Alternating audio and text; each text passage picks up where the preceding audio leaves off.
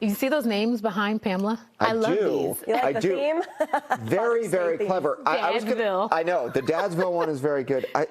Of course, Golfview's in Florida. Mm-hmm. Right? Of course it is. Yes. That's cute. Yes, it was fun stuff. This is the theme of the day, Father's Day. Happy Father's Day. For those celebrating here, Dad's Creek, Oregon, looking dry today. Dadsville, Ohio. Daddiesville, North Carolina.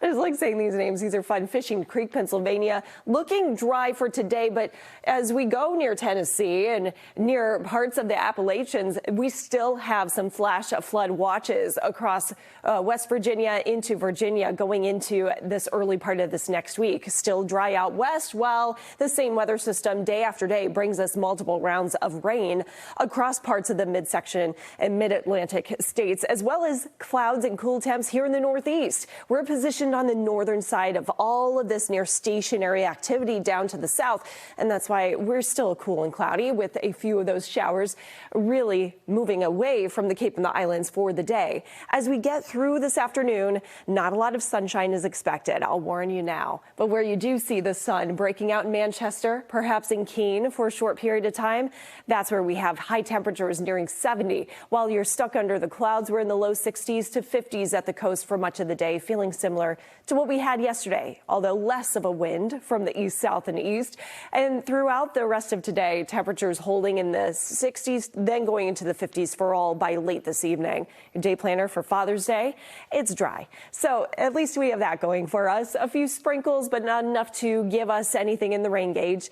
And by 11 o'clock this morning, maybe some sunshine with the clouds rolling back in as soon as we see that sun. High temps today, there you go, the 60s. We have 70 degrees Manchester because we anticipate more sunshine there. 68 Dartmouth and 64 degrees across the Vineyard. And where you do see some sun, it's going to be smoky sunshine with the wildfire smoke high above our heads.